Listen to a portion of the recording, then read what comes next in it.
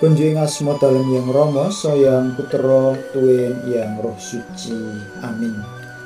Brother Suster, Bapak Ibu, para kadang kinasih mitra panglimbang enjang ingkang benerkan ing Gusti sugeng enjing lan barakah dalem.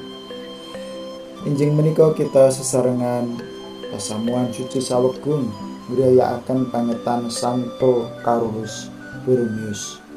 Wondene waosan Injil ingkang badhe kita lelimbang sesarengan kapetik saking Injil Santo Lukas bab 12 ayat 11 ngantos dumugi 21.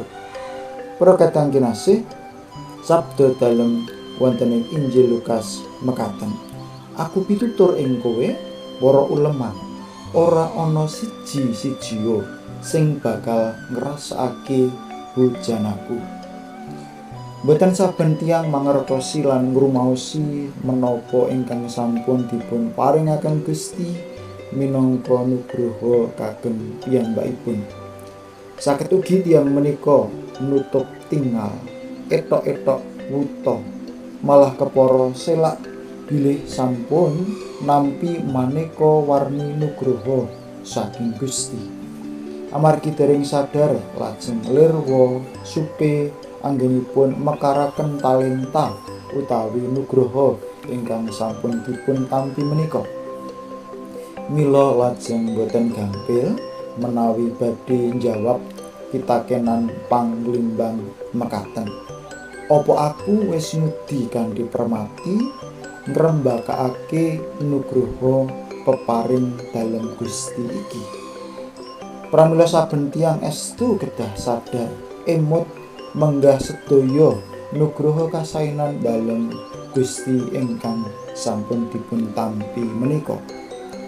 Para kadang kinasih, wonten ing waosan Injil Gusti Yesus ngendikaaken cariyos tiang-tiang ingkang lirwa dhateng nugraha ingkang sampun dipun tampi.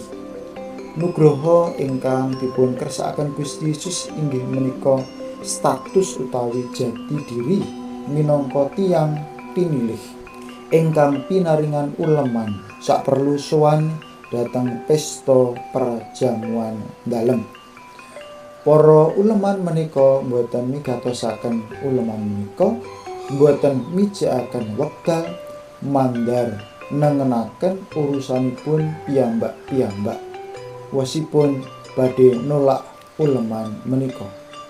Minangka tiyang Kristiani kita kedah mangertosi bilih Gusti sampun paring maneka warni nugraha mirunggan kagem kita. Ananging wonten nugraha umum ingkang dipun paringaken Gusti dhateng saben tiyang ingkang pitados inggih menika nugraha minangka pribadi-pribadi ingkang pinilih, binerkahan lan tintresnan ing Gusti.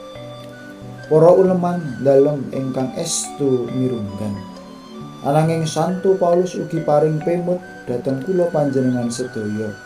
Sepinten ajinipun maknanipun nugraha mirunggan menika kagem kita. Para kadang sutresna dalem ing Sang Kristus, nugraha-nugraha dalem ingkang kita tampi kedah dipun udi kanthi penuh ing tanggel jawab. Pramila selaras kalian panglimbangipun Santo Paulus, kita dipun timbali supados tansah tinarbuka lan ngrumaosi bilih kita menika minangka peranganing paguyuban murid-murid dalem ingkang kedah nyawiji sami-sami nyengkuyung lan niyataken setunggal lan setunggalipun. Asih tresna dalem saged mbuka manah kula panjenengan saengga saged pinanggih kalian para iman aben pasuryan lan nyampurnaaken kamanungsan kita.